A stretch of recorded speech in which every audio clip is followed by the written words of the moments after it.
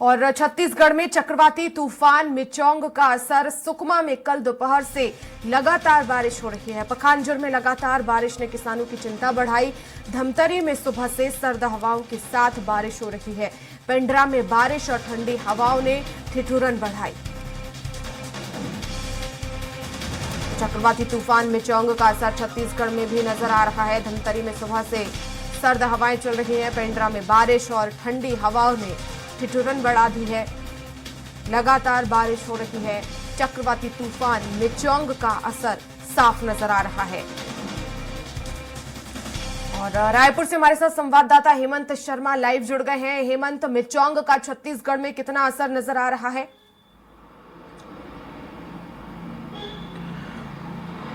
देखिए, जिस तरीके से मिचोंग तूफान ने चेन्नई और आसपास के इलाकों में, विशाखापट्टनम के इलाकों में तबाही मचाई है, जिस तरीके से वहाँ पर तस्वीर निकलकर सामने आ रही है, उसके देखते हुए छत्तीसगढ़ में भी अलर्ट जारी किया गया है। मिचोंग को लेकर पहले ही ये संभावना जताई गई थी कि कुछ विशेष प्रभाव उस तरीके से छत्तीसगढ़ में नहीं पड़ेगा, लेकिन खासतौर पर जो बस्तर के इलाके हैं, सुकमा है, जगदलपुर है, दंतेवाड़ा है, इन इलाकों में कुछ इफेक्ट हो सकता है मिचोंग को लेकर।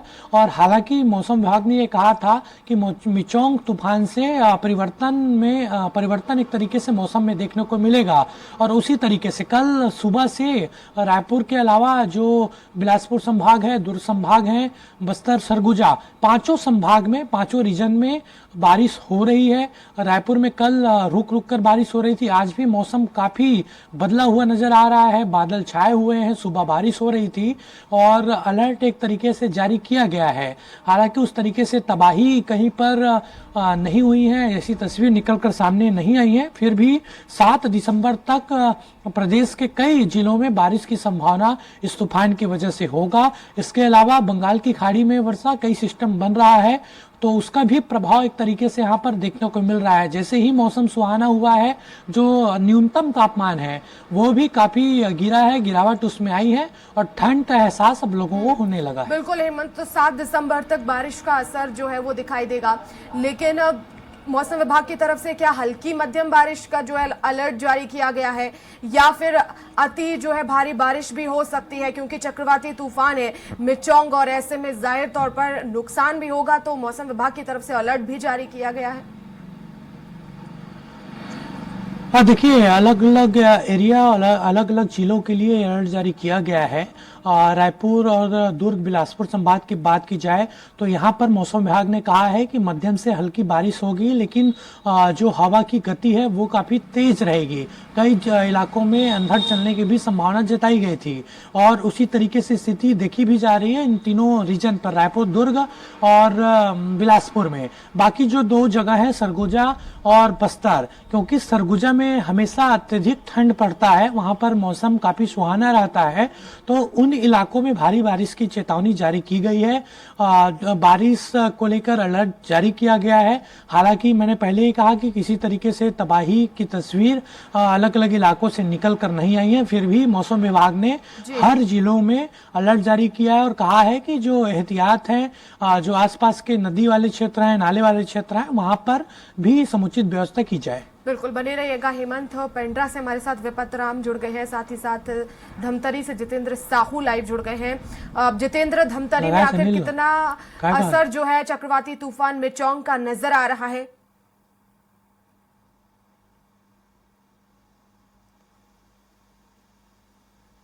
जहां धमतरी में भी सुबह से देखने को मिल रहा है, आप देख सकते हैं कि अभी जो गहरा बादल छाया हुआ है, सर्द हवाएं चल रही है और हल्की बारिश भी हो जाए।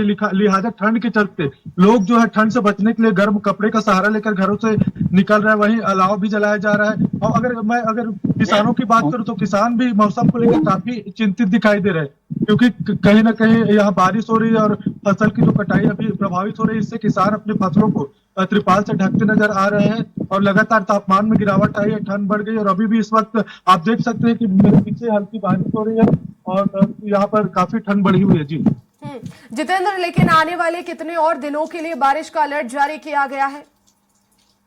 हाँ जी बिल्कुल, जो जानकारी अब तक मिली है मौसम विभाग की तरफ से बताया जा रहा है, ऐसे हालात और ऐसे मौसम मतलब बारिश की संभावना आने वाले 2-3 दिनों तक जताई जा रही है। मतलब कि आने वाले 2-3 दिनों तक मौसम ऐसी रहने की आशंका है और बारिश भी हो सकती है, ऐसी संभावनाएं जताई जा रही है जी। जितेंद्र बने रहिएगा, विपत हमारे साथ लगातार बने हुए हैं। विपत, पेंड्रा में क्या स्थिति है, कितना असर मिचोंग का नजर आ रहा है?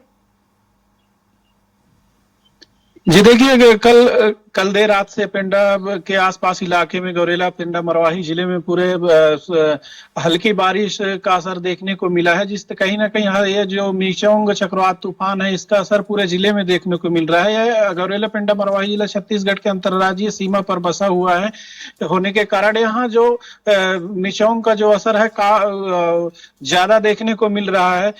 कल से ही यहाँ हल्की बारिश जो हो रही है, बारिश के कारण जो काफी जो ठंड पड़ रहा है, ठंड का जो असर है लोगों में देखने को मिल रहा है। लोग गर्म कपड़े अलाव का सहारा ले रहे हैं ठंड से बचने के लिए। वहीं देखा जाए तो किसानों का जो फसल था खेत में पड़ा हुआ है, धान कटाई का काम भी अभी पूरा नहीं हो पाया है। वही किसान जो है धान को लेकर के जो मंडी में बेचने के लिए पहुंचते हैं, तो छत्तीसगढ़ सरकार जो बनने का इंतजार कर रहे थे, इसके वजह से भी किसान कहीं ना कहीं धान नहीं बेच पाए थे। धान खरीदी केंद्रों में ज्यादातर देखा जाए तो कि प्रशासन ने जो निर्देश जारी किया था कि धान को बचाने के लिए त्रिपाल ढककर, पन्नी ढक करके उसको सुव्यवस्थित रखने के लिए निर्देश दिया है, जिसको लेकर के धान प्रबंधक ने यह विशेष प्रकार की व्यवस्था की है। वही जिले में देखा जाए तो मौसमी बीमारियों का भी जो प्रभाव देखने को मिल रहा है, सर्दी खांसी जैसे बीमारियां जो हो रही है और लोग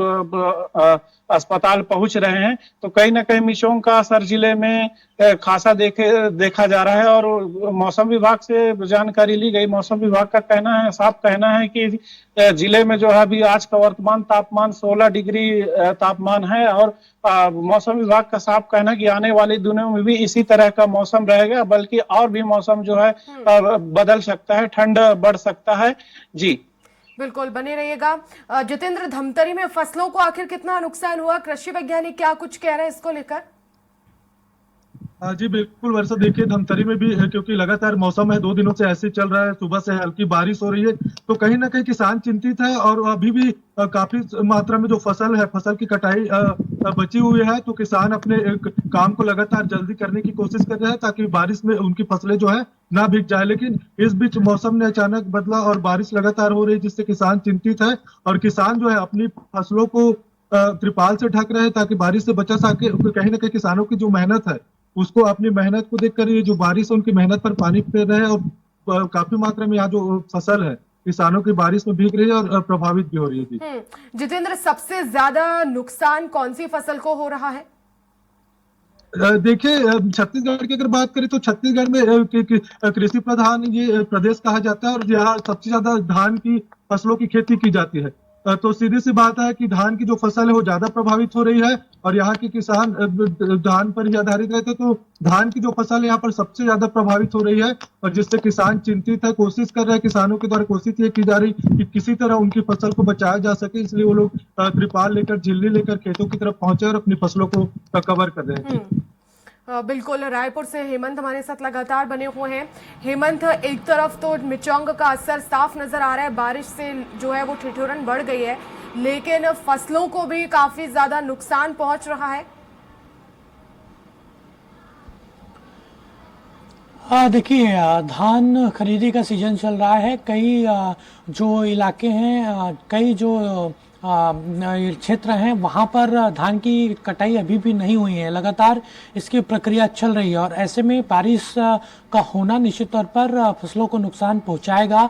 कई जगहों से खबर कर भी निकल कर सामने आ रही है, बलौदा बाजार और बेमेतरा के कुछ इलाकों में ये खबर आई थी कि वहाँ पर धान की कटाई नहीं हुई थी और बारिश होने से धान खराब हो गया था, यानी फसल खराब हो गया था। हालांकि अब देखिए सरकार का भी गठन हुआ नहीं है, निश्चित तौर पर जिला प्रशासन के पास ये नियम प्रक्रिया रहता है कि उसकी मुआवजा देनी चाहिए, तो अब उसमें प्रशासन किस तरीके से एक्शन लेगा वो देखने वाली बात होगी। लेकिन इस मौसम की वजह से सीधा किसानों को भी नुकसान हुआ है। बिल्कुल, तो मिचोंग का असर छत्तीसगढ़ में साफ नजर आ रहा है। बहुत शुक्रिया हेमंत तमाम जानकारी के लिए। जितेंद्र आपका भी और विपत राम आपका भी बहुत शुक्रिया तमाम जानकारी के लिए।